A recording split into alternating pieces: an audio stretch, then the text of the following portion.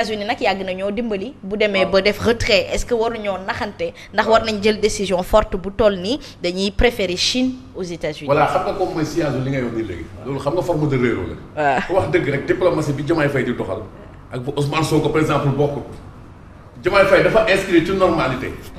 ci diplomatie d'équilibre lay def. mooy bi nga xam ne nii moom mooy cosaanu Sénégal dafa am ay sujets yoo xam ne nii. comme tey addi Chine addi ay Amérique loolu du taarixu Sénégal. Macky Sall mi fi mujj mi boo xoolee dafa interconnecté ñëpp.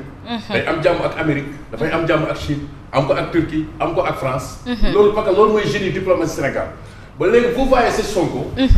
posture bu mu yoroon bi nekk opposant loolu la commencé di andiwaat te loolu c'est pas du réalisme quoi il faut ñu def ci ndànk parce que quand par exemple yow bu dee da ngay mën a léegi benn politique boo pare boo préféré la Chine à l'Amérique. mais la Chine est un colon émergent chez nous la Turquie est un colon émergent chez nous benn lañu rek boo xoolee sax à travers l'histoire l'empire de Chine l'empire ottoman bi nga xam ne mooy Turquie mais ces empires là préexistent à la France ou à l'Amérique comme empire boo xoolee ñun Afrique ñun ñoo xool lan lañ bëgg dëgg-dëgg parce que tey chinois yi ngay wax nii tey sénégalais yi fa nekk dama xool difficulté yi fa nekk nii man mii di wax yow en 2008 am na benn sénégalaise boo xam ne yëmbal dëkk commerçante la dañ ko fa arrêté woon ci temps Jeux olympiques yi amoon Chine. maa def benn édition très humblement après affaire du Sénégal doo ko jël mooy boobu gaajo mooy ministre des affaires étrangères ñu rapatrier ndaw si mu ñëw fii woo ma yaa may déglu est-ce que. parce que tey sénégalais yi li ngeen di bund xataale Chine moo gën a métti foofu par exemple Amérique. Quand bien même, bon, ce Trump-là qui nous traite de pays de merde, pourquoi nous traite-t-il de pays de merde? Nous devons voir notre comportement en tant qu'Africains. Je crois que le sujet, je ne sais pas si Ousmane Sonko wax du dëgg mais sujet yi man dama jàpp ne fenn lañu ko mën a régler fi ko ñoom Ablaye Wade ak yooyu doon régler ak ñoom Senghor. dafa il faut état Afrique ñu booloo. Moi je ne crois pas au panafricanisme qui exclut l'unité. Moi je suis disciple de Kwame Nkrumah. L'indépendance du Ghana ne vaut rien dans une Afrique désunie. Afrique tey condition la pour ñu ànd. parce que ci la ñu mën a régler yi bu ko defee. on va négocier avec l'Amérique en étant très fort. On ne négocie pas en position de fragilité de vulnérabilité quoi. Ousmane Sonko wax ne est-ce que xam nga est-ce que Trump dégg na ko sax. xam nga question boobu doo ko posé. non est-ce que ñun ñoo fi nekk di sax di wax est-ce que Trump mi tal affaire Israël ak affaire Iran yooyu enjeu est-ce que dégg na bu baax sax xëy na mën nañu ko ci defal benn kaabil ne. am na le premier ministre du Sénégal mu ne. who is Sénégalien le premier. jeex na pare na ci après dem quoi. mais Simon Pierre Faye mais exactly c'est-à-dire aujourd'hui ci posture moo tax ma indiwaat posture ndax posture mooy taxawaay. taxawaayu Sénégal ban doole ak kattan la am. ba bu États-Unis bañee ci yeneen réew yi yëpp ñu gis ne ni Sénégal rek moo génn di indi riposte ndax riposte boobu war nañu ci pays en état de ruine. mais man j'aimerais d'abord savoir ban motif la ñu wax ne moo tax ba États-Unis bañal sunu joueuse basket yi visa. loolu laa bëggoon xam ban motif moo ñu dugal itam ci liste noire yi. parce que li tax mu poser question bi y a justement cette liste de 36 pays yoo xam ne. Sénégal la nga ca menacé de ne pas entrer aux États-Unis.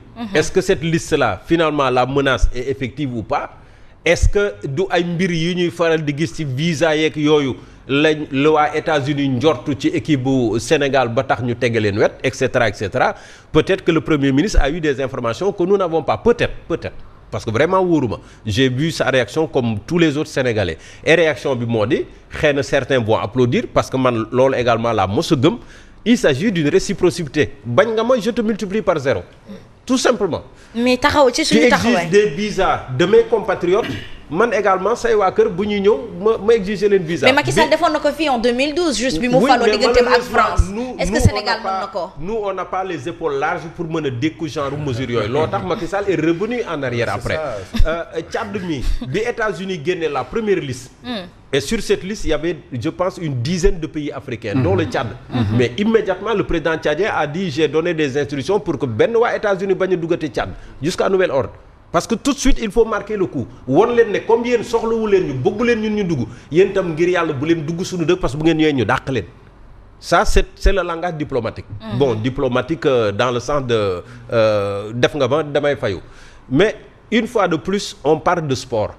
Oui voilà. Et le sport man maa ngi ko doon kaf ak Fabrice Sànq ma ne ko li may wuti bitim réew c'est parce que dama ko amul fii nos équipes ont longtemps assuré leur préparation à l'étranger.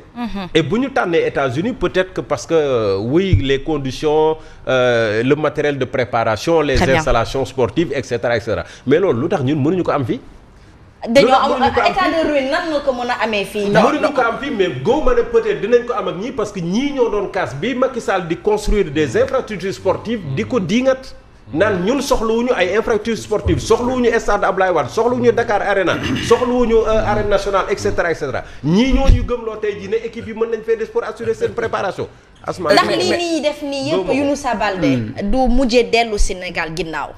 non mais lu Simon wax rek foofu la ñu war a rebondir et c'est ce qui est très important gis nga pour être indépendant ñun ñoo war a créer suñu indépendance ay Sénégal équipe basket di dem di entraîner fii ba États-Unis loolu ça coûte trop cher au Sénégal c'est un budget énorme pour le Sénégal dans un pays qui est en ruine selon les autorités mais on crée les conditions fii ñu des fii le football ñu créé fii maintenant quand on veut jouer des matchs amicaux maintenant ñu créer des matchs amicaux ñu jouer ko moo gën ñuy dem fii ba États-Unis ça va nous coûter des centaines de millions des dizaines de millions de francs CFA nañu toog fii ne lu si des mooy si moo wax na ko il faut marquer le coup.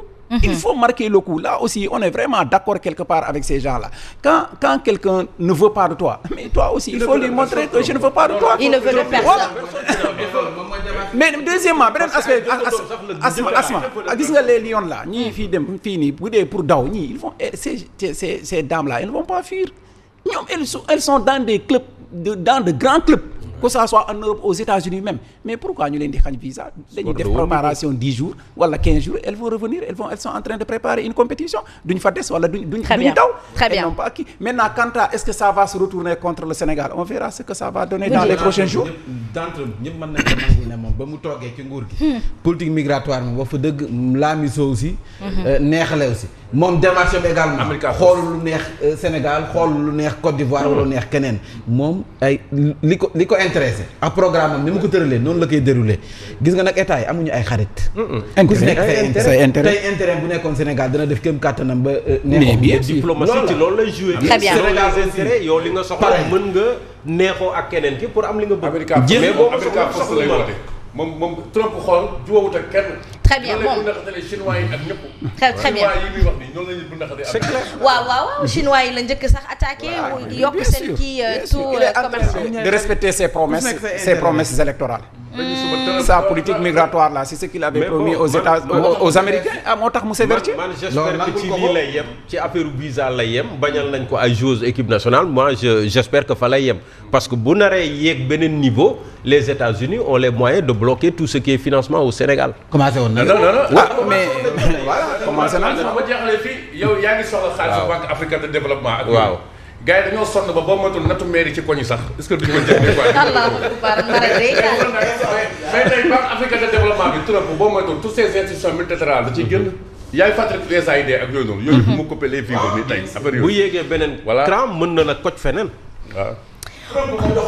waaw ma ne mbirum gaz yi nii maa ngi ci sa temps jox naa la. waa Franck Timis mi. coow li bari woon na fi de. suñu 400000 du ci lii la jógee woon wala. 400000 kay xanaa teg nañ ko si suuf. 400000 seetaan nañ ko président. yéen a war a fay Aliou Sall. mu nekk Aliou Sall kon Aliou Sall dañoo yàq deram tilimal ko pour zéro. uniquement. pour jëloon. pour effacer ko teg ne. waaw mënuñ ko effacer waaw moo tax de toog nañu waaye defuñu tous. moo tax gars yi luñ lay wax. mais cette opération de dénigrement mooy continuer ba léegi di. avec les anciens di. mais nag li ma si metti sénégalais yi nag ñoo du xippi seen gët di xool. mais vous avez lu le livre l'art de la manipulation. je pense que Thierno Diop faudra nous ramener le livre s'il vous plaît. ah et comme ça ñu jox ko wala le film sax. da ngay jàpp jox ko xale yi. yàq ko te yow mii di ko yàq xam nga ne li mu ngi wax nii amul. et puis il faut rappeler que entraîneur u Lyon yi c'est un américain.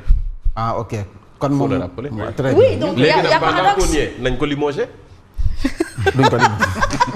pour marquer le coup. mais c'est un contrat il a signé un contrat boo rompre contrat bi brusquement. oui mais ça c'est négocié. en tout cas Franck Timis mii nañ ca wax plainte bi ñu defoon kii nu mu tudd magistrat yi nañ ca wax ndax moo tardé loon suñu élection présidentielle yi ba ñu tuxal ko mars alors que avril la woon lii yëpp duñ ci wax. réew mi dañ koy seetaan nii rek. ma bay sa temps baa ngi dem. waaw nee na notre PM devrait plutôt se focaliser également sur la France où le ministre de l'Intérieur a lancé un vaste contrôle d'émigrés sans papier et forcément tu auras des Sénégalais qui seront arrêtés et envoyés au pays. réew yëpp ñoom ñoo dem ni fu mu nekk nii France États-Unis seen politique migratoire yëpp dañ ko corsé. oui et y a un réajustement donc. mais Mbaye waaw benn message d'un inconditionnel. nee na aucun bassin n'est curé les bassins de Yeumbeul sont trop pleins risque d'inondation xam nga jàmbat yi nag risque de forte inondation doole ci war forte. nañ ci wax. parce que bu ci taw yi doolee ko bu tawee day ci doolee ko rek beneen affaire la te foofu zone boobu dafa bari ay bassin de rétention. nettoyer leen kon ministre bi Monsieur le ministre, vous dites que vous... Cheikh Tidiane Gadio, ça c'est un message d'un inconditionnel quoi. Tambambalu. mais nuyu waa Baba Garage jéyee ñoom nag moom waa Baba Garage yéen a ngi ci journal bi tey jii ak seen marche bi ngeen xam ne amoon ngeen ko yoon yu baax ngeen bëgg yéen waa Baba Garage. mais wëndeelu ba miir bu Youssou Ndour tam war nañ ko ci boole gars yi jël bu kindalaan bi rek. Formose après nga may ma wëndeelu bi dégg nga bu la neexee rek dugalal ma wëndeelu ba miir bi man tam dama ko bëgg wëndeelu ba miir. nee na ñu wëndeelu. ma wëndeelu wala ma ñëw foofu wëndeelu si yow wëndeelu ma xool.